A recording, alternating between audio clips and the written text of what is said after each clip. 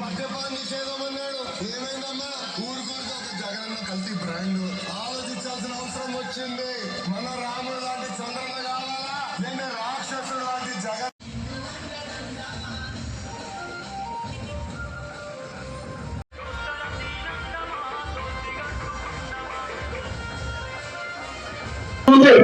మన దగ్గర మండలం ఉంది.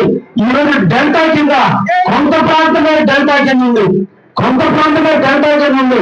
పేరుకి కనిగిరి రిజర్వాయర్ కింద దగరత్తి మండలం ఉన్నప్పటికీ కూడా డిఆర్ ఛానల్ డిఎం ఛానల్ పూర్తయితే ఈ ప్రాంతం అంతా డెల్టా ప్రాంతం అవుతుంది.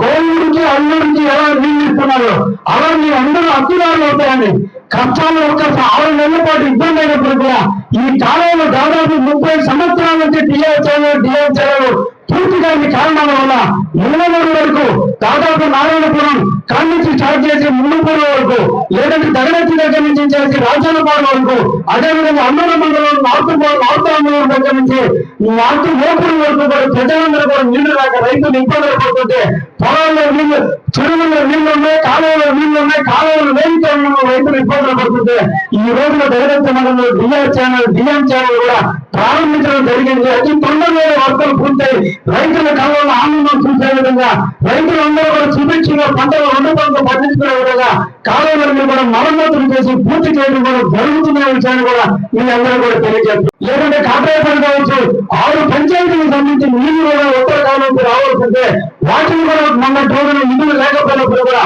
పనులు ప్రభుత్వ నాయకుడైనటువంటి పనులు అవుతున్నారు ముందు కాలేదు పూడికి చేయండి, తప్పకుండా నేను నిధులు మంజూరు చేయించానని మన పూడికి తీయబట్టి ఈరోజు ఉత్తర కాలంలో రావడం జరిగింది.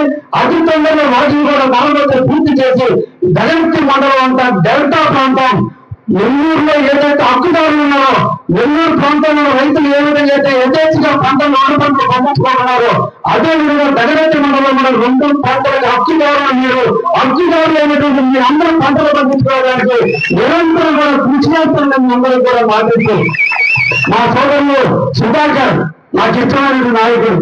ఎందుకంటే కల్మషం లేని వ్యక్తి కష్టాన్ని నమ్ముకున్నాడే తప్ప కల్మషం లేని వ్యక్తి తన ఒక యజ్ఞాన్ని పెట్టాడు.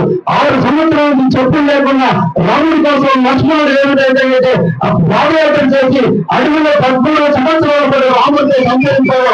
ఈ తెలుగుదేశం గెలిపించడం కోసం, ఈ తెలుగుదేశం జెండాను రథోత్సవించడం కోసం, ఈ రాష్ట్రంలో చంద్రబాబు ముఖ్యమంత్రి చేయడం కొరకు, ఇరవై గారిని లోకేష్ నాయకత్వాన్ని బలపరచడం కొరకు 6 సంవత్సరాలుగా చెప్పులు లేకుండా తిరుగుతున్న ఏకైక నాయకుడు మా సుధాకర్. అందుకని నాడు చెట్టులు చేత ఏదో రోజు మళ్ళా చెట్లు చేసేది చేసి ఆ నాయకుల యొక్క కళ్ళల్లో ఆనందం చేస్తాను. నన్ను మీరందరూ ఆనందించారు. తెలుగుదేశం కాలంలో తెలుగుదేశం ఎనలేని కూర్చొనించారు. అందుకని ఈ రోజు సోదరికి ఊరి కొడుతూ చెప్పులు తీసుకొచ్చి ఈరోజు పెరిగాము. ఇక్కడికి మీకు బాగా తీరైపోదురా, ఏ ఒక్క ఇబ్బంది వచ్చినా రేపు 20 గంటలు కార్యక్రమానికి మీకు అండగా ఉంటారు. కావాలి ఎమ్మెల్యే మీకు అండగా ఉంటారు. కాపుదానుకునే వ్యక్తిగా కాంగ్రెస్ విషయాలు ఉంటాయనే విషయాలు కూడా మీకు నమ్మకాన్ని కలిగిస్తున్నారు. మళ్ళా 2 నెలల తర్వాత మళ్ళా 25 లక్షల రూపాయలు సంవత్సరం వేసి మళ్ళా ప్రారంభించడానికి వస్తాను మీ అందరూ కూడా మాపిస్తూ నన్ను ఆదరించినందుకు, నన్ను ఆహ్వానించినందుకు ఈ చెరువు కట్ట రోడ్డు చెప్పండి శాంక్షన్ చేయించిందని చెప్తాను. తప్పకుండా అవుతుంది. మీ కష్టాలు తీరుతాయని కూడా మీకు మాటిస్తే వచ్చిన ఏ నెలలో మీకు చెప్తాను. ఈ చెరువు కట్ట రోడ్డు గురించి తప్పకుండా మనకు చేసేటువంటి నాయకుడు చంద్రబాబు నాయుడు. ఆయన సంబంధం ఉన్నంతకాలం మనకి ఎటువంటి లోటు రాదు.